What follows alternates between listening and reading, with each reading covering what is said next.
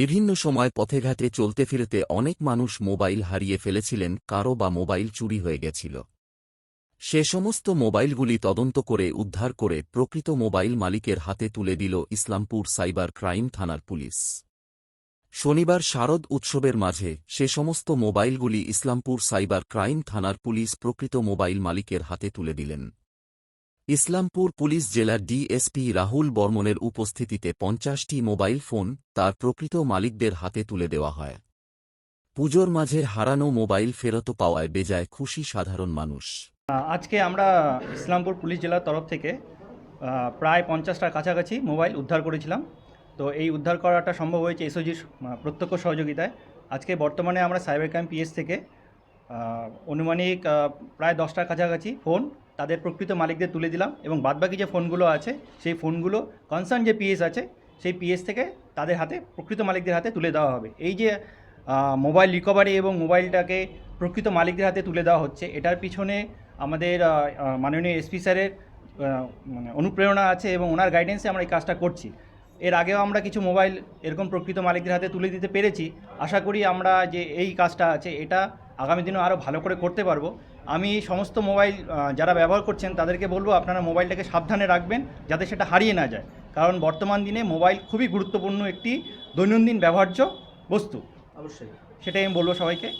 এই শারদীয় উৎসবের মধ্যেই যারা মোবাইল পাচ্ছে কেমন দিতে পারছেন, কেমন কী বলবেন? দেখুন, আমাদের ভালো লাগছে যে আজকে যে দুর্গাপূজার যে একটা খুশির সময় আছে, সেখানে যারা মোবাইল হারিয়েছিলেন তারা সেটা ফিরিয়ে পাচ্ছেন। শুধু মোবাইল তো হারায় না, মোবাইলের সঙ্গে অনেক স্মৃতিও থাকে, বিশেষ করে যে ফটোগুলো থাকে সেগুলো তারা ফিরে পাচ্ছেন। আশা করি সবাই আনন্দিত হচ্ছেন। সেফটি সিকিউরিটির একটা বড় ব্যাপার থাকে, সাইবার প্রতারণা। দেখুন, সাইবার অ্যাওয়ারনেস হিসাবে ইসলামপুর পুলিশ জেলার পক্ষ থেকে বিভিন্ন সময় বিভিন্ন অ্যাওয়ারনেস প্রোগ্রামগুলো করে থাকি।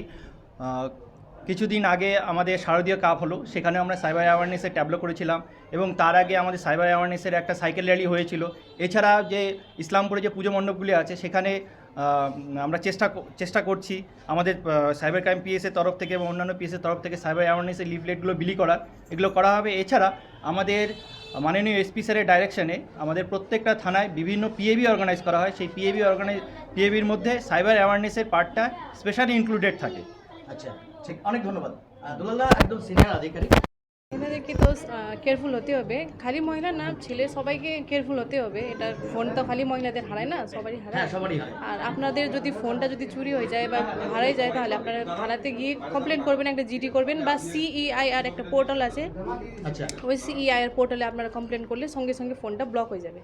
আর নতুন কোনো যদি সিম যদি ইনসার্ট হয়ে থাকে ওটা আমাদের কাছে অ্যালার্ট চলে আসে, ওটা করলে আমাদের আরও সুবিধা হবে ফোনটা রিকভারি করার ক্ষেত্রে।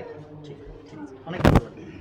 মানুষের উদ্দেশ্যে একটাই বার্তা দেবো যে আপনারা আননোন কোনো নাম্বার থেকে ফোন করলে, বা যদি বলে যে ব্যাংকের থেকে বলছি, ব্যাংকের ম্যানেজার বলছি আপনার পাসবুকটা বা অ্যাকাউন্টটা ব্লক করা হবে, আপনি আপনার ওটিপি একটা যাবে সেটা শেয়ার করবেন, বা আপনার প্যান কার্ডের নাম্বার আপনাকে শেয়ার করতে বলবে, আপনারা এটা ভুলেও করবেন না। এটিএম কার্ডের নম্বর অনেক সময় চায়। হ্যাঁ, এবং সেটা কখনোই দেওয়া যাবে না। আরেকটা বিষয় যে যদি কোনো ভুলবশত মানি ফ্রড হয়, সঙ্গে সঙ্গে 1930-তে কল করে সেটাকে কমপ্লেন লজ করতে হবে। আরেকবার নম্বরটা বলবেন, অনেকেই জানে না। 1930। আচ্ছা, 1930 এই নাম্বারে ফোন করলে সঙ্গে সঙ্গে কমপ্লেন লজ হবে, এবং ওই টাকাটা যদি উইথড্র না হয় সেটা হোল্ড হয়ে যাবে, আর সেই টাকাটা আমাদের ক্ষেত্রে রিকভারি করার ক্ষেত্রে খুব সুবিধা হয়। এর আগেও দেখেছি একাধিক থানাতে, ইসলামপুর সংলগ্ন একাধিক থানা, ডালখোলা, করণদিঘি, ইসলামপুর, চোপড়া, সেখানে এই সাইবার ফ্রড, বিশেষ করে মানি ওটা হচ্ছে ফ্রডের ক্ষেত্রে যেটা হয়েছে, অনেক সুন্দর আপনারা সুফল পেয়েছেন। তো ব্যাপার হচ্ছে এটা কি করে সম্ভব হচ্ছে? এটা আমরা প্রথমত যে টাকাটা হোল্ড হয়ে আছে সেটা আমরা কোর্টকে একটা প্রেয়ার করছি, কোর্টের অর্ডার পেয়ে তখন আমরা কনসার্ন ব্যাংকে সেটা পাঠাচ্ছি উইথ অর্ডারশিপ, তখন টাকাটা ফ্রডেড মানিটা সঙ্গে সঙ্গে রিটার্ন হয়ে যাচ্ছে। এটিএম জালিয়াতি একটা বড় একটা কারণ, প্রতারণার কারণ। তাদের জন্য কি সাবধান বানিয়ে দেবেন আপনি? এটিএম ব্যবহারকারীদের আমি একটা কথাই বলবো যে অচেনা কোনো লোকের সামনে বা আপনার যখন পিনটা পুট করবে তখন আপনারা খুব সাবধানে করবেন, যাতে আপনার পিছনে থাকা বা পাশে থাকা লোকজন সেটা কোনোভাবেই না দেখতে পারে। এর আগেও দেখা গেছে পুলিশ জেলার পক্ষ থেকে আপনি রীতিমতো ভিডিও করে সেটা পুলিশ জেলার পেজে আপনারা আপলোড করেছিলেন, কতটা সুফল পাওয়া গেছে আপনার সেই ভিডিও থেকে? ওটা করার পর মোটামুটি ভালো সুফল পেয়েছি।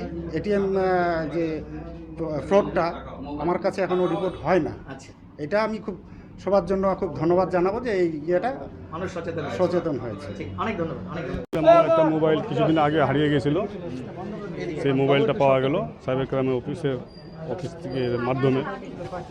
কতদিন আগে হয়েছে মোবাইল? হয়ে গেল 3-4 মাসের মতন হয়ে গেল।